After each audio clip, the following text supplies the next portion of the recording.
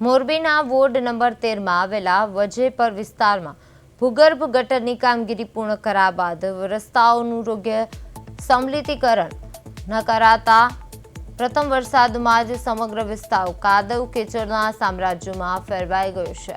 દસમાં રસ્તાઓને કારણે સ્થાનિક રહીશોમાં પાલિકા તંત્ર સામે ભારે આક્રોશ જોવા મળી રહ્યો છે। કાદવના કારણે વૃદ્ધો માટે મંદિર સુધી પહોંચવું અશક્ય બન્યું છે તો માસૂમ બાળકોને શાળાએ જવામાં ભારે હાલાકી ભોગવવી પડી રહી છે।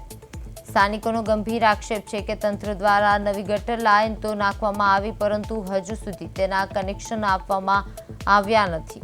રોષે ભરાયેલા લોકોએ પાલિકાના સત્તાધીશોને પડકાર ફેંકતા જણાવ્યું છે કે અધિકારીઓ એક વખત આ રસ્તા પર માત્ર ચાલીને બતાવે। ચૂંટણી સમયે મોટા વાયદા કરનારા કોર્પોરેટરો હવે ડોકાતા પણ નથી। જ્યારે પાલિકામાં વારંવાર લેખિત અને મૌખિક રજૂઆતો કરવા છતાં કોઈ ઉકેલ ન આવતા રોષે ભરાયેલા વજેપરના રહીશોએ તાત્કાલિક ધોરણે રસ્તા મરામતની માંગ કરી છે।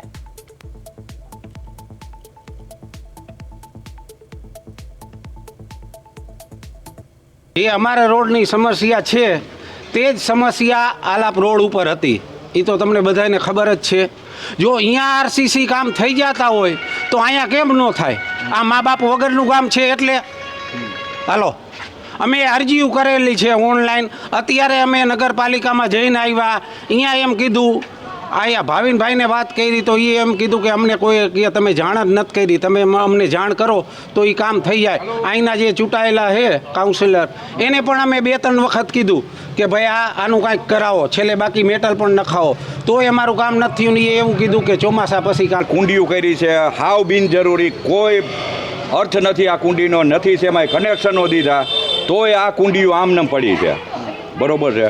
તો હવે અને બીજા નંબરમાં કે પાણી એ પીવા લાયક આવતું નથી। હવે આ ગામની સમસ્યા અમે ઓનલાઈન અરજીઓ એટલી કરીને થાકી ગયા કે કોઈ આ જાડી ચામડીના નેતાઓના ધ્યાનમાં આવતું નથી, બરોબર। તો અમારું કહેવાનું એ વસ્તુ થાય છે કે આ વજેપર 13 નંબરનો વોર્ડ આ ભારતમાં આવે છે, મોરબીમાં આ મોરબી જિલ્લાનું ગામ છે કે નથી?